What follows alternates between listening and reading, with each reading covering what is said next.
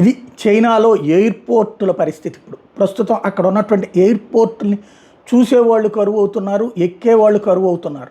ఏంటయ్యా అంటే అంతర్జాతీయ వ్యవస్థ ఒక్కసారిగా కొలాప్స్ అయినటువంటి పరిణామం అన్నటువంటిది చైనాలో కనబడుతుంది. దాన్ని ఎలా పరిష్కరించుకోవాలో కూడా అర్థం కానటువంటి పరిస్థితి కనబడుతుంది.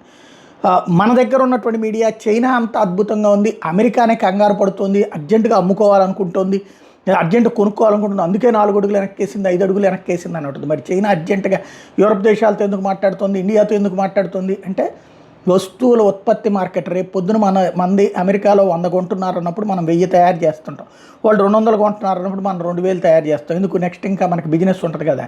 ఇప్పుడు అలా కుప్పలు తెప్పలు తయారై ఉన్నాయి, కానీ అది కొనేవాడు లేడు. ఎందుకంటే చైనాలో వెరైటీస్ ఇప్పుడు అమెరికాకి తీసుకుని వెళ్తే 145% పన్ను అంటే ఇక్కడ ₹1,00,000 ఉందనుకుంటే అక్కడ 2,45,000 ఎవడు కొనుక్కుంటాడు అక్కడ.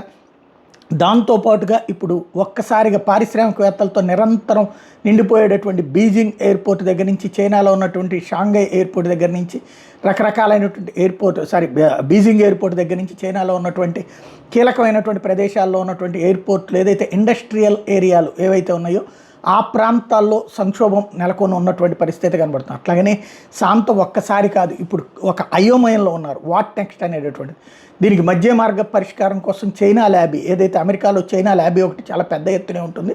వాళ్ళు ప్రయత్నాలు చేస్తున్న ట్రంప్ని కన్విన్స్ చేయడం కోసం కన్ఫ్యూజన్లో తమని నెట్టద్దని చెప్పేటటువంటి ప్రయత్నం చేస్తున్నారు. కాకపోతే అహంకారపూరితమైనటువంటి పదజాలం అయితే మాత్రం ఆగకపోవడంతో చైనా నుంచి అమెరికా వెనక ముందు చూసుకోలేకపోతుంది. జాగ్రత్తగా ట్యాకిల్ చేయాల్సిన సందర్భం.